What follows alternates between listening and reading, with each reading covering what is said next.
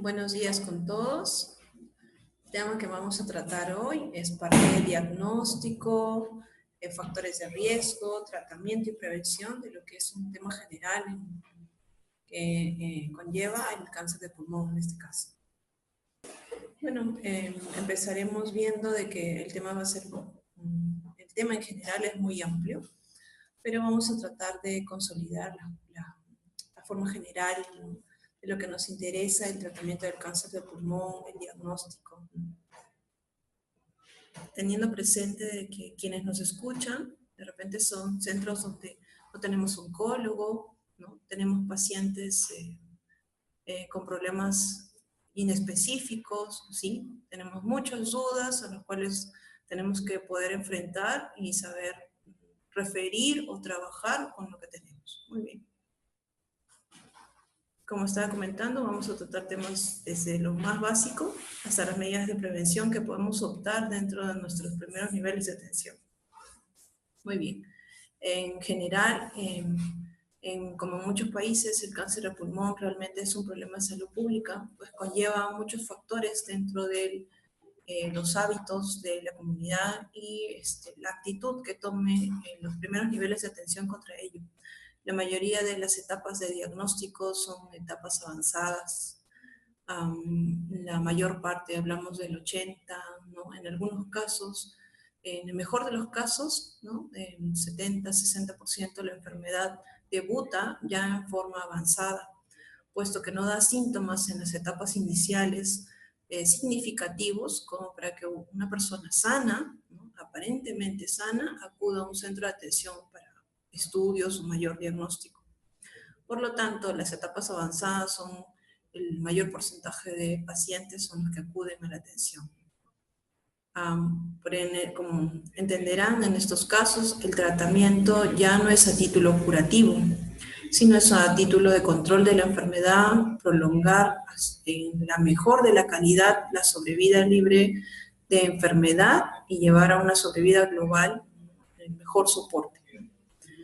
Existen realmente notables avances en general sobre el estudio de los factores de riesgo, el cómo se produce el cáncer, hablando de la fisiopatología, las alteraciones genéticas que conllevan a esta enfermedad, hoy más estudiadas, mejor descritas, ¿no? Para poder determinar tratamientos que no sean la quimioterapia citotóxica estándar, sino que sean terapias como estamos refiriendo en la diapositiva, terapias blanco, terapias target, terapias dirigidas, ¿no? Hay muchas formas de definirlos, ¿no? Que nos brinde un beneficio, como decía, de prolongar la sobrevida, no solo la sobrevida global en general, sino con una calidad de vida distinta a la que se puede ofrecer con terapia estándar. Muy bien. Por lo tanto, en general, los centros de atención necesitamos realmente guías, en otras palabras, consensos, ¿no? Dentro de nuestras posibilidades y lo referente a la evidencia a nivel internacional acerca del diagnóstico, del tratamiento y la prevención.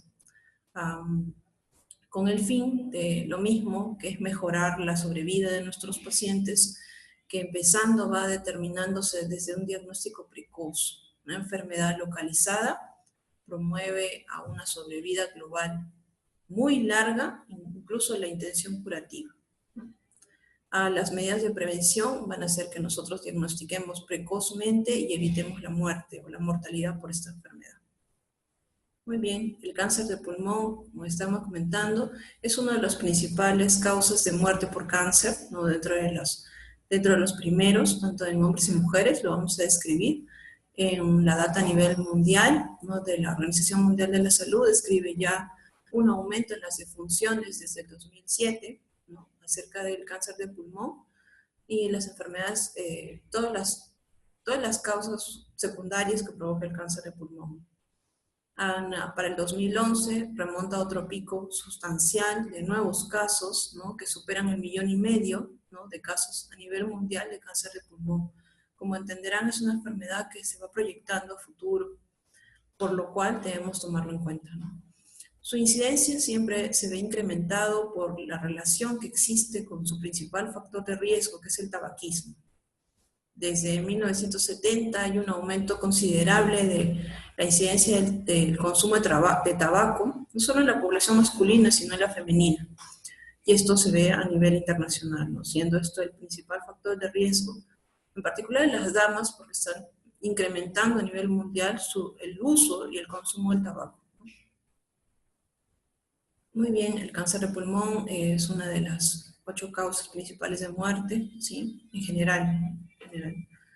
En el Perú, como vamos a ver en las tablas, el Perú ha hecho un análisis de las enfermedades neoplásicas en el 2013 publicado por el Ministerio, donde dio a conocer la epidemiología a nivel nacional desde más o menos el 2006, las recolecciones hasta el 2011 de los primeros centros de niveles de atención dentro de todo el Perú, por regiones, por departamento, en la cual nos van a ir denotando cómo se diagnostica y cómo se reporta o notifica la evidencia del cáncer de pulmón. Muy bien. Son los casos notificados en general de cáncer, ¿no? Es el Sistema de Vigilancia Epidemiológica del Perú.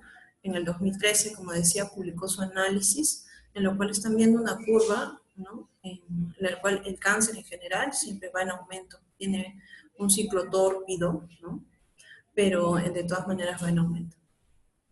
Igual con los grupos etarios, ¿no? Tanto de mujeres en las edades mayores, adultas, ¿no? Y los varones en las edades mayores.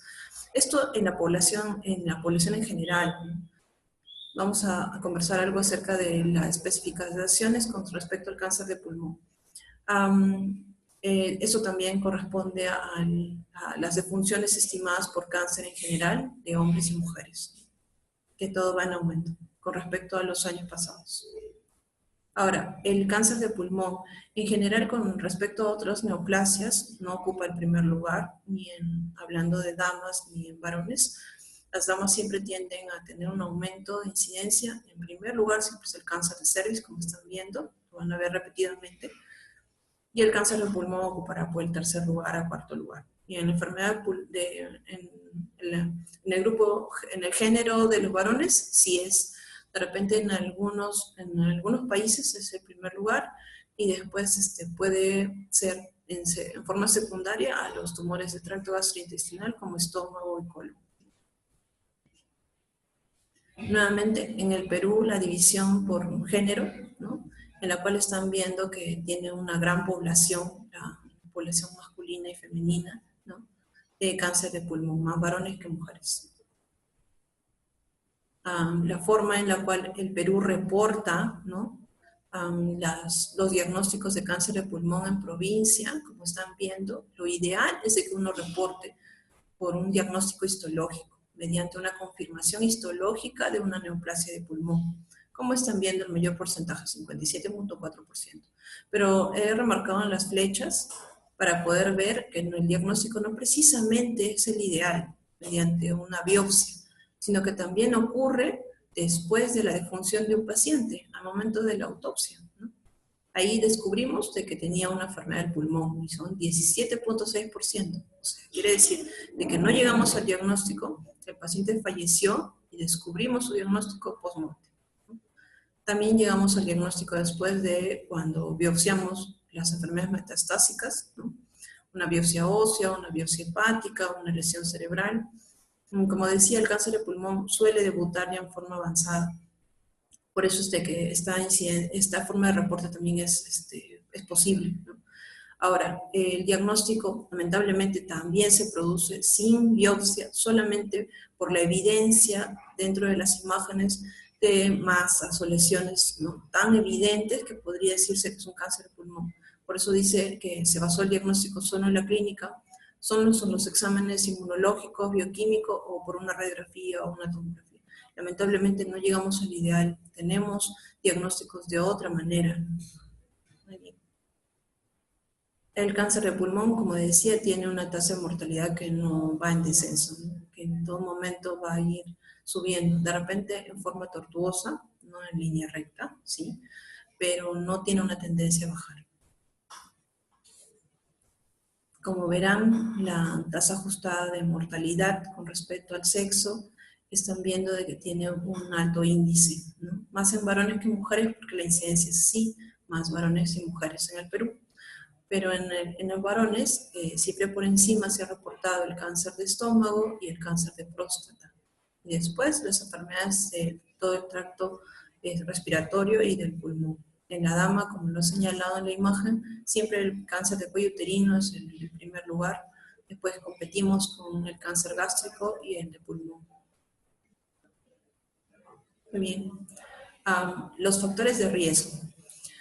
Ya hemos hablado mucho acerca de cuál importancia y cuál es la forma de su presentación epidemiológica de esta enfermedad.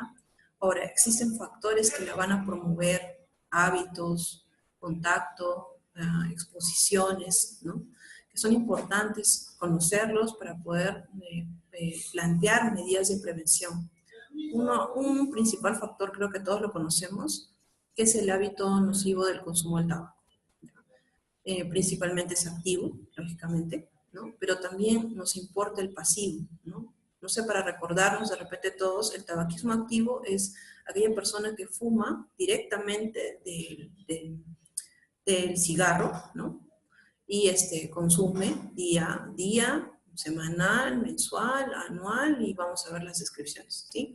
El tabaquismo pasivo corresponde a quien inhala nada más este humo, ¿no?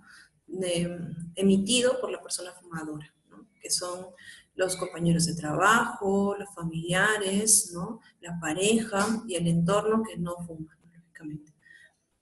Muy bien, existen otros factores que son los ambientales, de repente anteriormente no considerados, pero hoy en día son muy importantes por la población que atendemos, tiende a exposición a humo, a carbón, ¿no? A leña, puesto que vive en zonas rurales y tiende a pensar de que la exposición al humo, a la quema o al humo de estos productos no le va a provocar ningún daño y viven, ¿no? Relativamente bien hasta edades avanzadas, cuando ya empieza a presentarse enfermedades benignas del pulmón, que son el enfisema, ¿no? O las bronquitis crónicas, producto de esta exposición, o el cáncer de pulmón. Existen otras exposiciones importantes, que son a ciertos elementos tóxicos para el pulmón y para otras estructuras, que son el arsénico, el sílice y el asbesto en primer lugar, ¿no? Y los que están denotados en la diapositiva. Los hidrocarburos policíclicos son la quema de los productos de gasolina, ¿no? Los productos de carbón, ¿sí?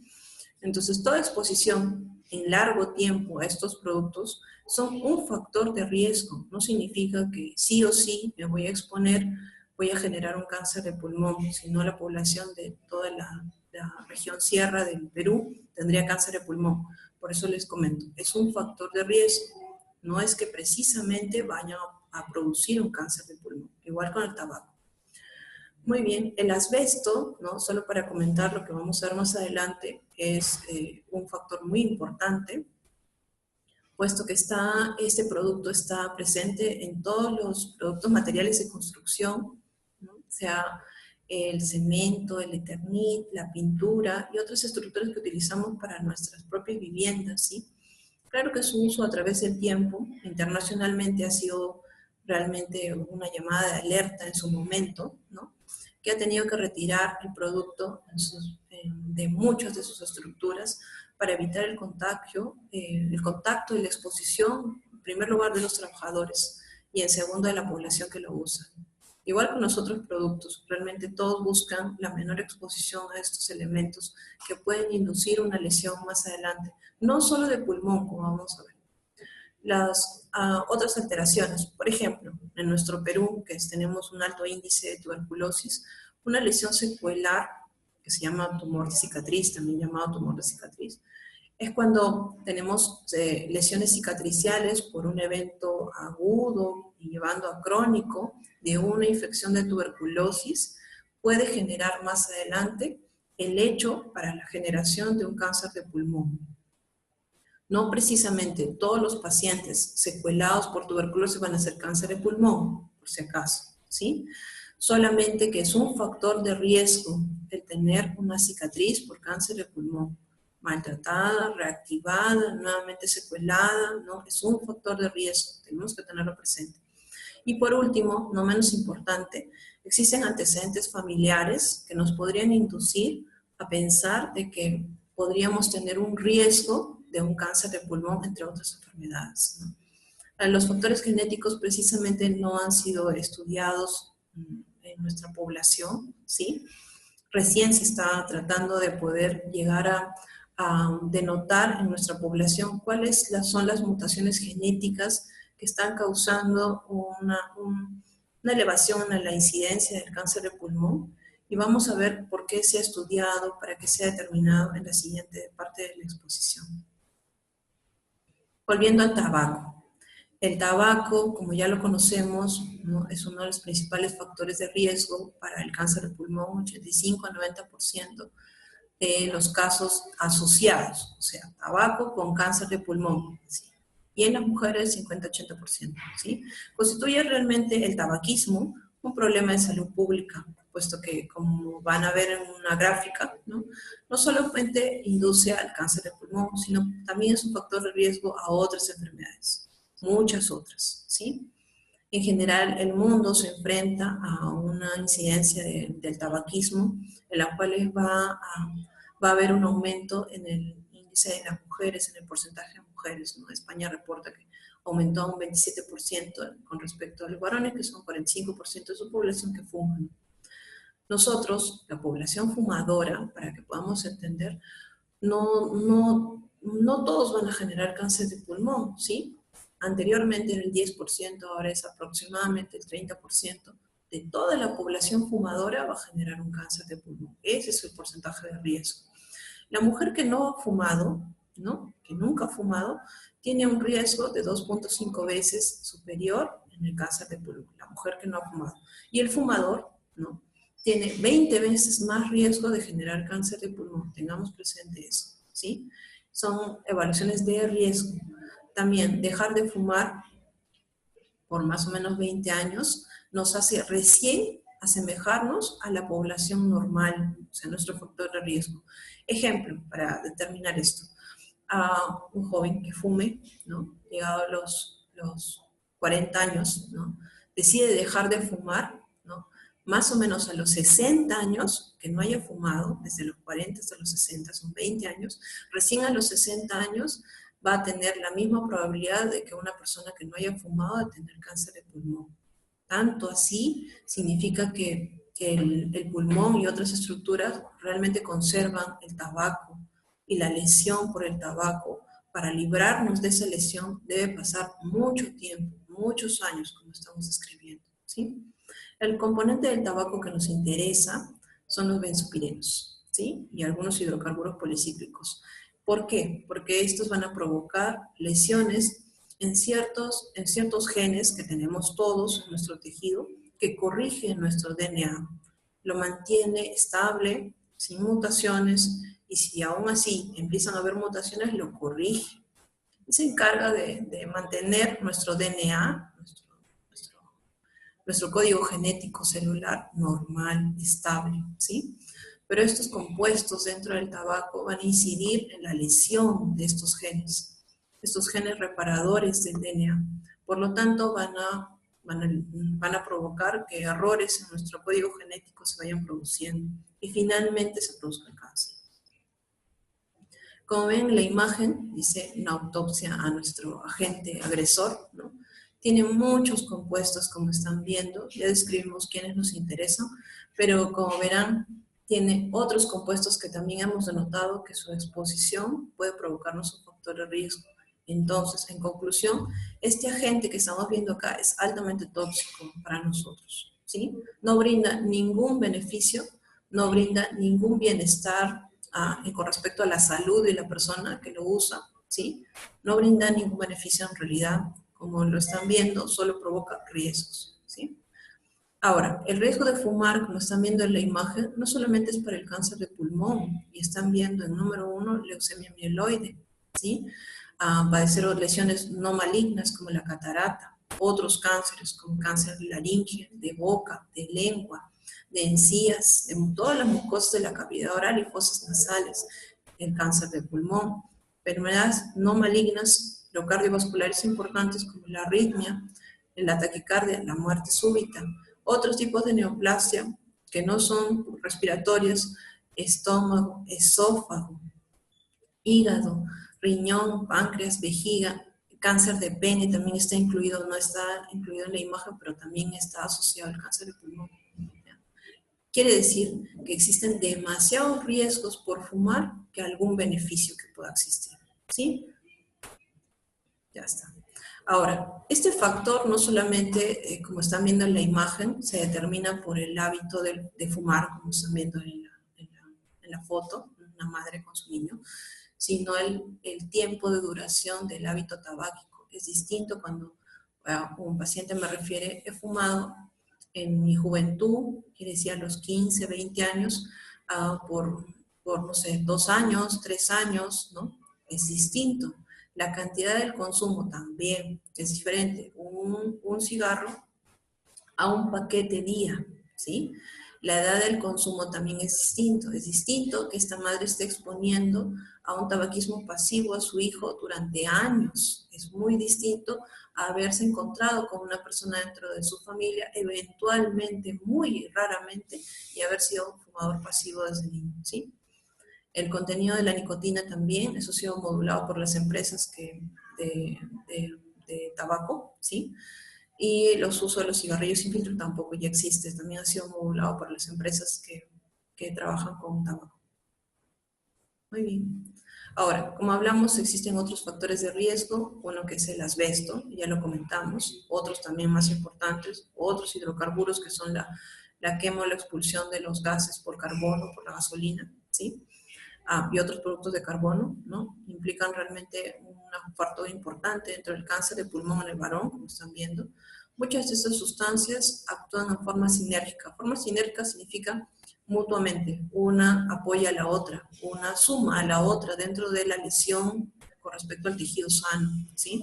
Como están viendo en la imagen, igual el asbesto no solo provoca riesgo de neoplasias, no solo en pulmón, hablamos de todo el aparato respiratorio por donde cruzó esta sustancia, ¿sí? Y adicionalmente otro tipo de enfermedades no malignas, ¿sí? Como la fibrosis pulmonar.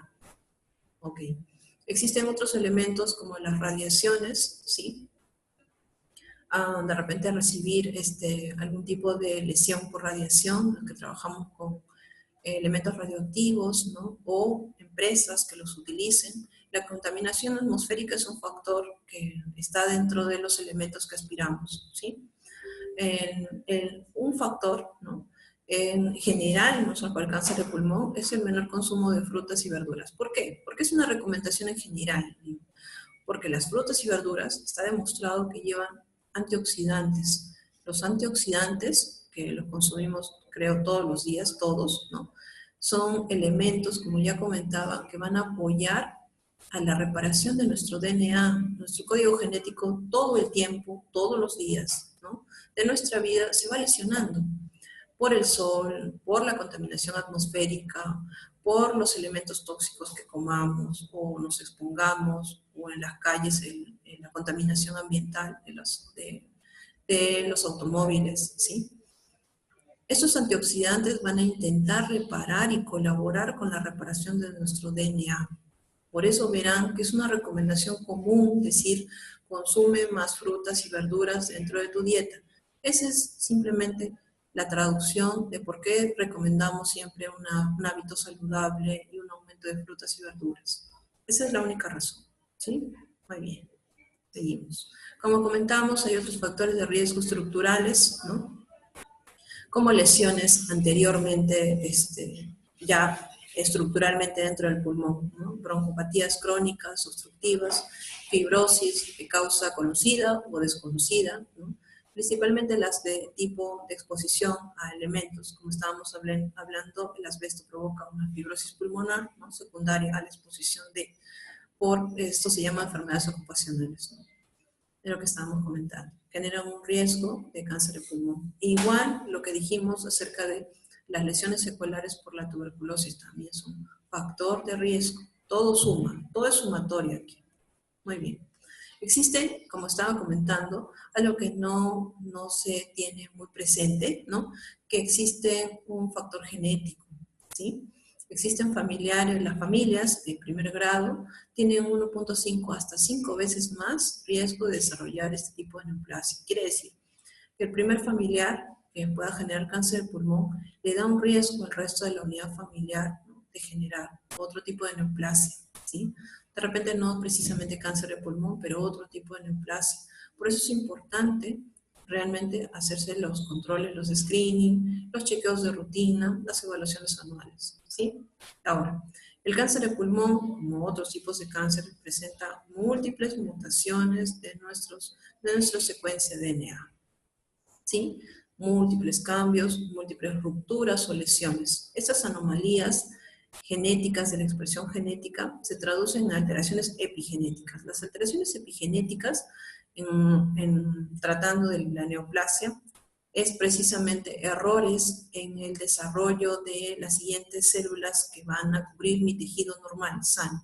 Quiere decir que el epitelio normal de mi vía respiratoria o el epitelio normal de mi pulmón va a ir transformándose, va a ir cambiando, ¿sí? Si antes tenía un ciclo de morir cada 3 días y renovarse con tejido sano, ¿no?, pues esta vez ya no lo va a tener. Ya no va a tener el punto de control que le dice morir en 3 días y renovarte por una célula bonita, sino no morir y no renovarte y seguir creciendo y tener la capacidad de infiltrar, ¿sí? A eso se va refiriendo. Existen descritas y podemos dosarlas y podemos hacer los estudios en el Perú, ¿no? Alteraciones genéticas puntuales, ¿sí? Por ejemplo, la vía de la mutación del EGFR significa receptor del factor de crecimiento epidermal, ¿sí? Es una sigla en inglés. Tenemos la capacidad hoy en día en el Perú de poder dosar esta mutación dentro del tejido anómalo, ¿sí?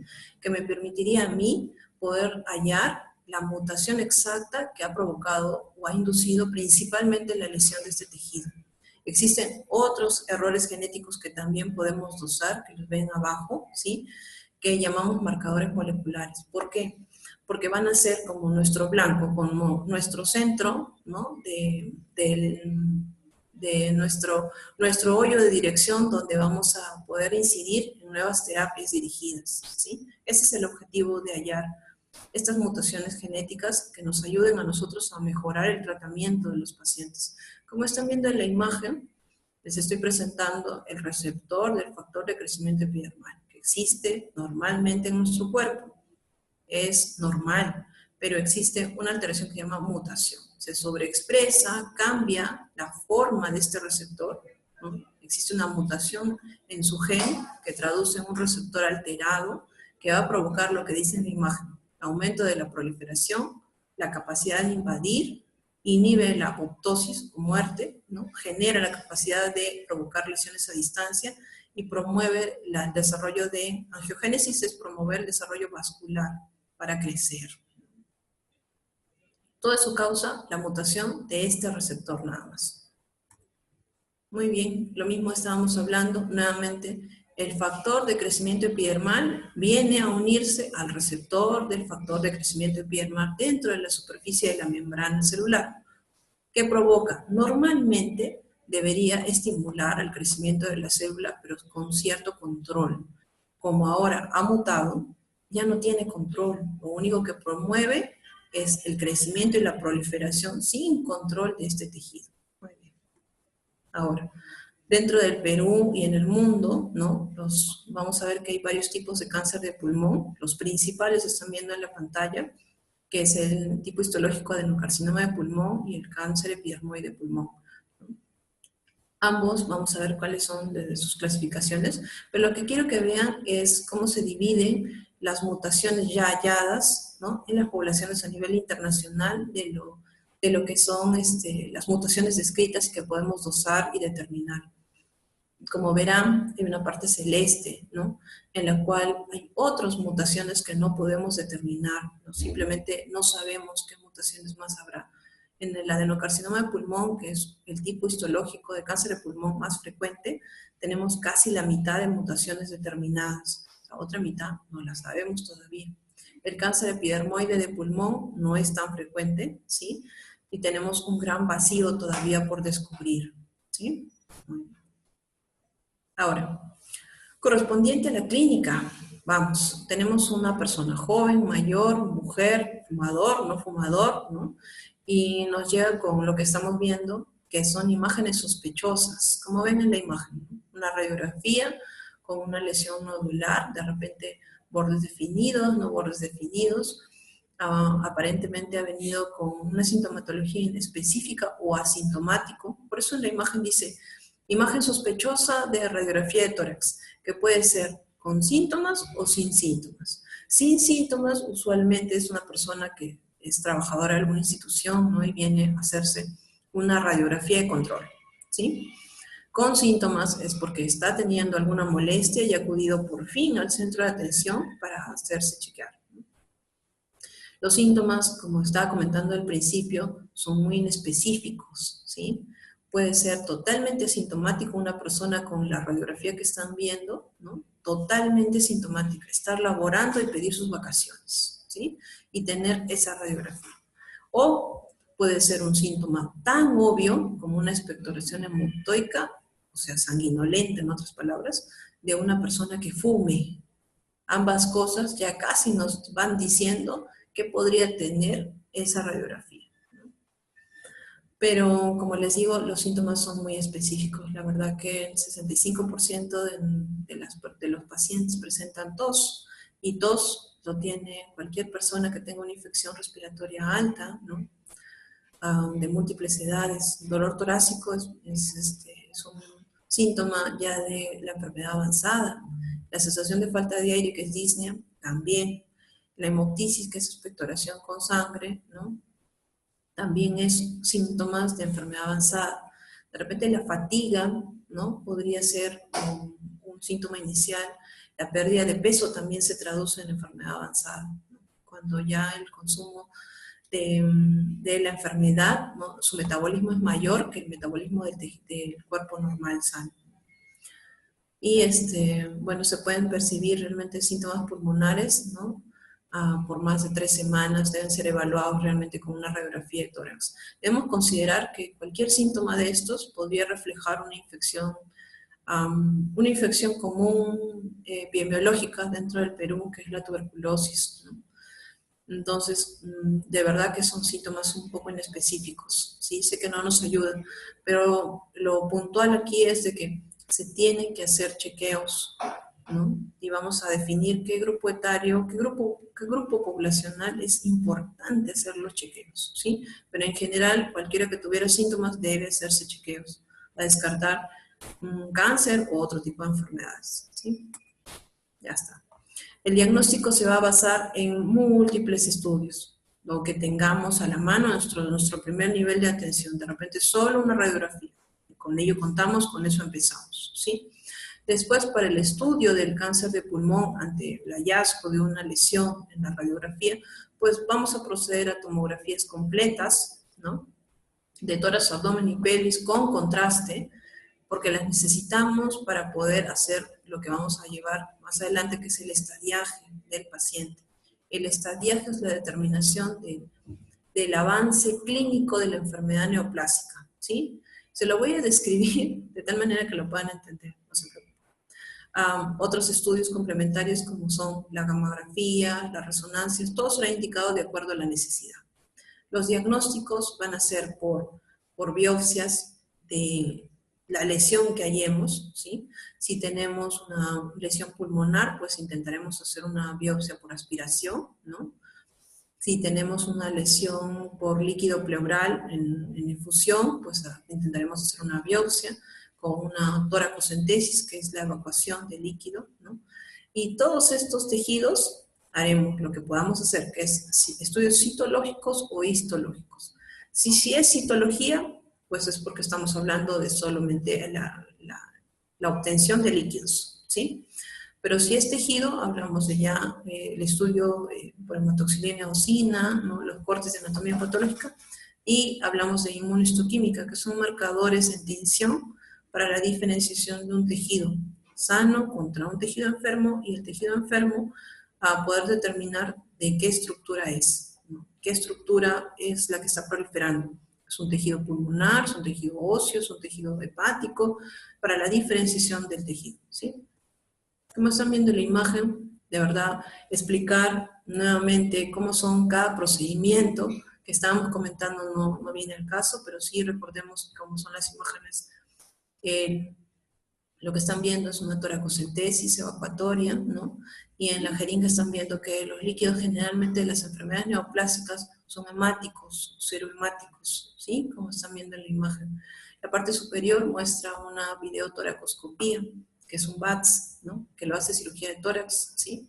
Cuando no puedo obtener o tengo que obtener tejido que se encuentra dentro del parénquima pulmonar, pues procedemos a hacer una videotoracoscopía, ¿no? Lo hace cirugía de tórax, como decía. Y cuando procedemos a hacer una cirugía más invasiva, ¿no? Para obtener una biopsia o resecar incluso una lesión altamente sospechosa, pues se hace una lobectomía o cirugía abierta, como ven abajo. ¿Sí? Después de obtener el tejido, finalmente, o lo que podamos obtener, que podría ser la citología, podemos definir nuestro diagnóstico, ¿sí?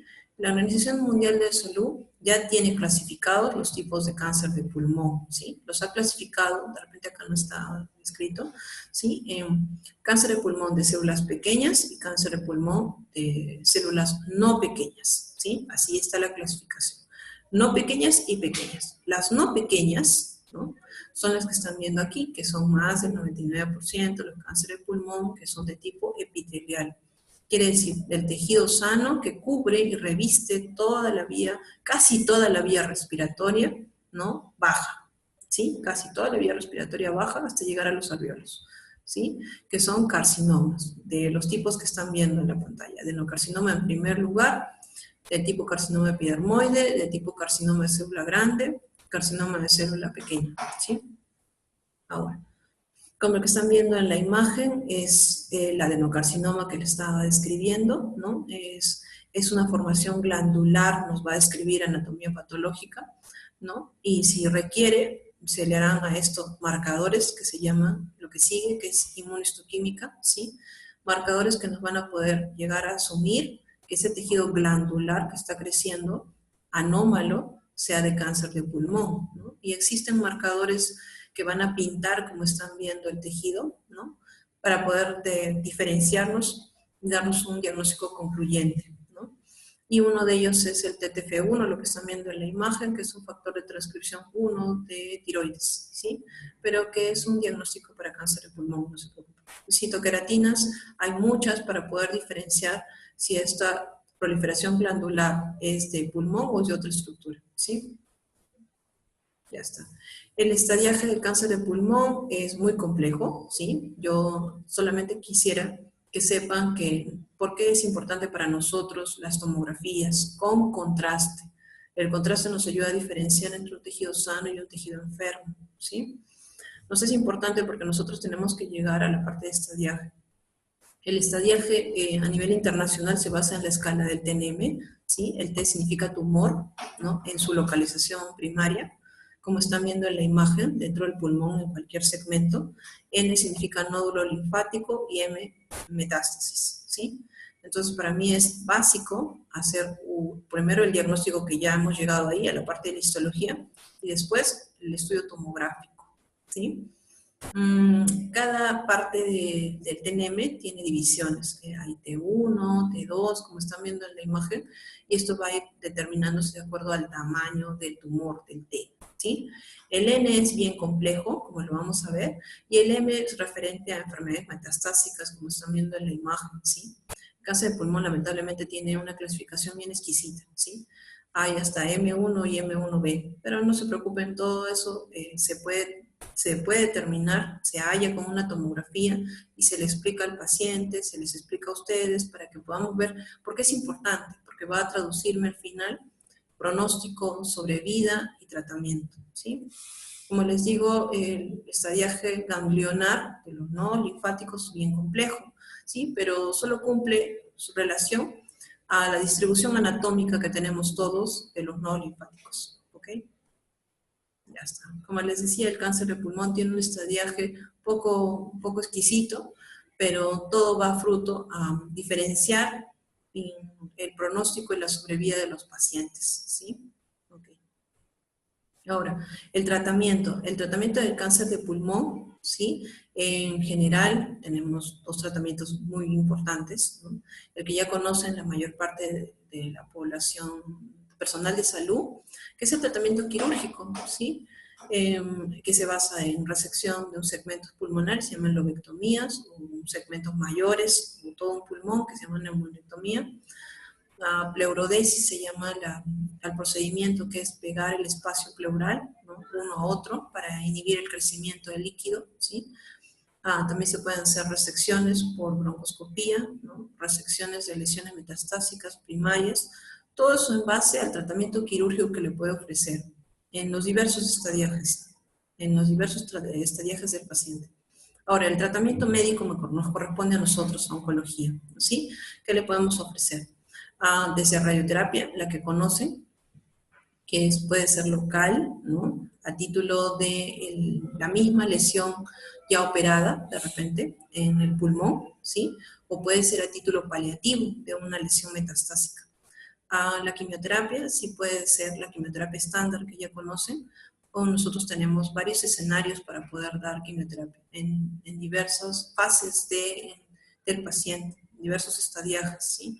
La adyuvancia significa antes del tratamiento quirúrgico, adyuvancia es después y paliativo es en los estadios avanzados, ¿sí? Existen otros tratamientos, como ya comentaba, que son terapias blanco, terapias target, ¿sí? Que van a ir dirigidas a lo que ya estábamos comentando, ¿sí? Con el objetivo de brindar un tratamiento más dirigido, sin lesionar tejido normal y promover una menor toxicidad y una mejor respuesta al tratamiento. Quiere decir, mayor sobrevida, menor toxicidad, mayor calidad de vida. Lo mismo hace la inmunoterapia, ¿sí? La inmunoterapia también va a buscar otro tipo de blancos terapéuticos, que los vamos a describir brevemente, ¿ya? Y hoy en día, en la actualidad, ¿no? Existe la combinación de todo lo que acabamos de describir para poder brindarle el mayor beneficio al paciente. De repente, si llegamos temprano al estadiaje, el tratamiento curativo, y si no, un tratamiento paliativo, pero de una calidad de vida pues excelente. Ahora, solamente en breve, lo que es la inmunoterapia. En el cáncer de pulmón hoy existe, como les estaba contando, muchos estudios para poder determinar terapias blanco del cáncer de pulmón, ¿sí? Los principales que están viendo en la pantalla, pues es un linfocito T, es una célula de defensa normal, en la cual se han determinado que tiene infinidad de marcadores, infinidad de receptores dentro de su superficie. Los que nos importan son los que están marcados en el círculo, que es a lo que hemos determinado al momento que podemos utilizar como blancos terapéuticos, ¿sí? Esta parte de los receptores están denotándose a receptores que van a inhibir a este linfocito de defensa, ¿sí? Y del otro lado van a ser receptores que van a activar al linfocito de defensa, ¿sí? ¿Por qué objetivo nos interesa el linfocito? Porque lamentablemente esta célula neoplásica lo bypassea. De alguna manera, mediante los receptores normales, ¿sí? Utiliza la forma de engañar a nuestro sistema inmunitario para no ser atacado, no ser eliminado y convivir en nuestro cuerpo y seguir trabajando e invadiendo, ¿sí? Por esa razón es que nos interesa bloquear sus engaños, ¿sí? Sus engaños inmunológicos, bloquearlos y poder activar a nuestro sistema inmunitario para que empiece a darse cuenta que, tejido anómalo, anormal, debe ser eliminado e inmediatamente empiece una cascada de activación para la eliminación de este tejido anómalo, que nuestro cuerpo empiece a promover la destrucción y muerte de este tejido tumoral alterado, ¿sí? Muy bien. Solo para que entiendan de que este trabajo a nivel mundial acerca de la inmunoterapia no ha empezado ahora, ¿sí?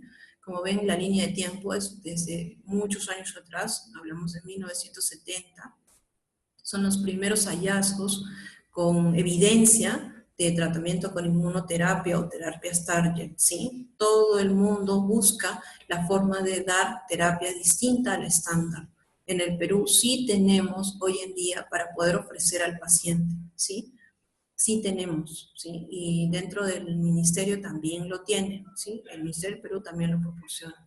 Así que no hay que tenerle miedo ni pensar de que son tratamientos que solo lo merecen o lo tienen otros países, ¿sí? No es así. Ahora, pasando acerca del tratamiento, ya hablamos solamente acerca de la prevención y de qué podemos hacer con la población en general. En general, sabemos que la prevención puede ser primaria o secundaria.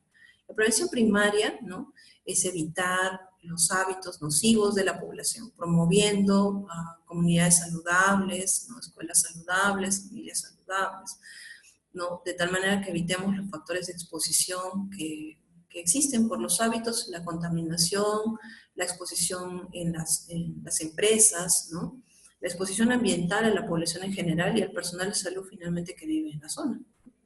La prevención secundaria es ya el tamizaje o el screening, ¿no?, de los grupos poblacionales de mayor riesgo para generar cáncer de pulmón, que nos van a promover hallar en etapas tempranas, ¿no?, con intención curativa de esta enfermedad. Es lo más importante que puedo decir con respecto a prevención secundaria, ¿sí?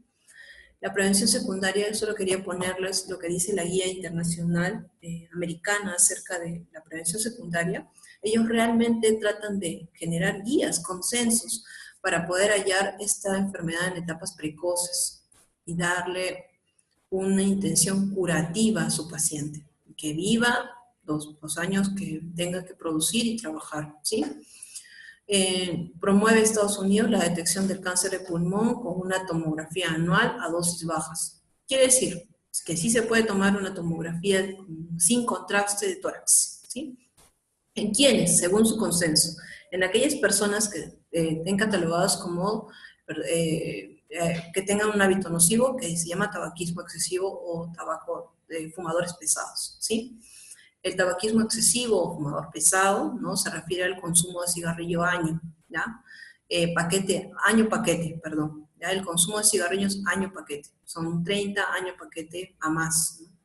Esa es la población que ha determinado que necesita sí o sí los controles. Nosotros de repente tenemos una población que no sabemos precisamente, ¿no?, cuántos son, pero sí tenemos una alta población de fumadores, ¿sí? El año paquete se refiere, es una unidad de medida que se refiere a un paquete de cigarrillos completos al día, ¿sí?, durante los años que está refiriendo acá la premisa.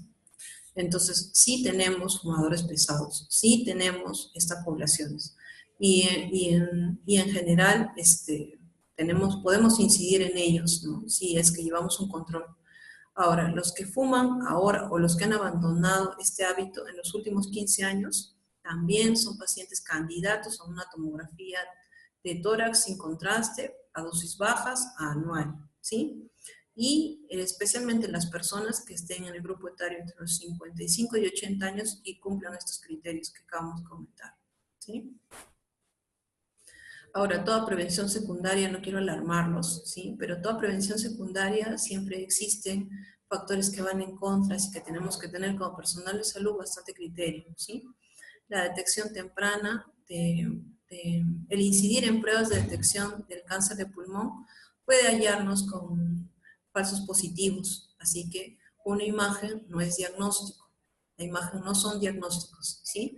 Son presunciones muy importantes que ameritan un estudio biópsico para hallar el diagnóstico y proceder después a cirugías, a tratamientos, ¿no?, pero los necesarios, nada que implique mayor riesgo que beneficio en el paciente, ¿ok? Ya. Y las pruebas de prevención del pulmón en estadios tempranos deben ser muy bien manejadas, ¿no?, para evitar tratamientos radicales e innecesarios, ¿sí? Tener mucho cuidado y llevarnos a la especialidad correspondiente, ¿no?, ser transferidos a oncología para poder determinar su tratamiento y no incidir en sobretratamientos, ¿no? Las radiaciones repetidas por las tomografías en general, ¿no?, pueden causar también lesiones, así que tengamos que tener cierto criterio y no tomarnos tomografías tan seguidos, ¿no? Estamos hablando de una tomografía anual en un grupo poblacional importante. Muy bien. Ahora, solamente para concluir, yo sé que tienen una idea acerca del cáncer de pulmón. Cáncer de pulmón, lo primero que se les viene a la mente con la exposición antes hablada, es lo que están viendo en la primera parte de la imagen. Un joven, ¿no? O una joven, ¿no? Fumadora, que a lo largo del tiempo, los años, hablamos de 15, 20, 30 años, a la edad adulta mayor empieza a generar síntomas respiratorios, como ven en la imagen, ¿no? Es una secuencia a seguir, ¿no? Y después, ya para las etapas mayores, está dependiente de oxígeno, con múltiples tratamientos, con un requiriente de un soporte adicional, ¿sí? Esa es la idea que tenemos del cáncer de pulmón, realmente, ¿no? Y en nuestra primera imagen, ¿no? Pero quisiera denotarles que no es así, ¿no? De repente esta idea de secuencia lógica de la historia de la enfermedad del cáncer de pulmón era así antes, pero hoy en día ya no es así. Como están viendo en la parte inferior, hay una joven muy preocupada mirando sus radiografías, ¿sí? En general, el cáncer de pulmón ha cambiado, ¿sí? No significa que sea que solamente dé a mujeres, también jóvenes, muy a tempranas edades. Personas jóvenes que en su radiografía de control, como están viendo en la imagen, empiezan a denotar lesiones pulmonares pequeñas a edades tempranas, ¿no? En promedio 30 años, pero tenemos casos menores de 30 años, ¿sí? Entonces, no necesita pensar uno que solamente da a adultos mayores o adultos para arriba, ¿sí? Son personas jóvenes que en un control o en una sintomatología que pensaron que era tuberculosis, no fue así, fue un cáncer de pulmón, sean hombres o mujeres, ¿sí? Las damas, lamentablemente, no fumadoras también se exponen al diagnóstico de esta enfermedad, ¿sí? Y pues se produce lo que están viendo en la línea de la historia de la enfermedad. Y finalmente tenemos pacientes, ¿no? Con tratamiento con quimioterapia, con tratamiento de inmunoterapia, que se encuentran en manejo con nosotros. Muchas veces no precisamente se encuentran en buen estado, como ven en la imagen inferior de la flecha, sino ya requirientes de oxígeno y en mal estado, ¿sí? ¿Por qué pongo esta imagen de pastel arriba? Porque las damas, ¿no? Precisamente no fumadoras, llevan una carga genética que promueve el desarrollo de estas enfermedades sin otros factores de exposición, ¿sí? Y que las hace que un miembro de la familia después tenga otro miembro de la familia y así varios miembros de la familia carguen esta mutación y estén presentando cáncer de pulmón de edades muy tempranas, menores de 30 años inclusive, ¿sí? Cuando en muchas circunstancias, tanto laborales o inclusive en el ambiente académico, se solicitan a las personas que ingresan ya sea a un trabajo o ingresan a algún tipo de estudio, un posgrado tal vez en algunas universidades, se les solicita que sean placas de rayos X, ¿cierto? Sí. Ahora, ¿qué se puede decir, qué potencialidad habría en ese sentido cuando cada año, por decir, una persona se hace sacar estas placas de rayos X? Bueno, y en este sentido simplemente para hacer una especie de tamizaje en una institución, ya sea académica o de trabajo, ¿no? ¿Hay riesgo en ese sentido? ¿Qué sería lo recomendable, no? Bueno, la radiografía simple de tórax tiene un nivel de radiación muy bajo, ¿no? Por eso lo usamos para lo que es el screening masivo, ¿no? Utilizándonos como justificación realmente evaluar la salud pulmonar de una persona que entra a trabajar o que sale de vacaciones, por ejemplo. Entonces, no sé, es importante, de repente no tiene la capacidad de una tomografía para hallar un diagnóstico precoz en el sentido de ser pequeña la lesión, de 1 centímetro, de 3 centímetros, de 2 centímetros. Pero una lesión de 5 centímetros, de por lo menos 4 centímetros, va a ser vista dentro de la tomografía, ¿sí? Va a ser vista, perdón, por la radiografía. Y no con forma clara, pero me dejará como médico que estoy evaluando al personal de salud la sospecha de que esta persona tiene que hacerse más estudios, que tiene que pasar al neumólogo y realmente ver que no sea una secuela de algo, o simplemente sea una calcificación, o sea la actividad de una tumoración que recién está empezando. Me parece importante. Hoy en día el progreso acarrea que las industrias empiecen a emitir quizás más elementos tóxicos al aire, ¿no? Sí. Existen algunos países bastante industrializados y por ende también con un ingreso económico bastante alto como sucede en China, ¿no?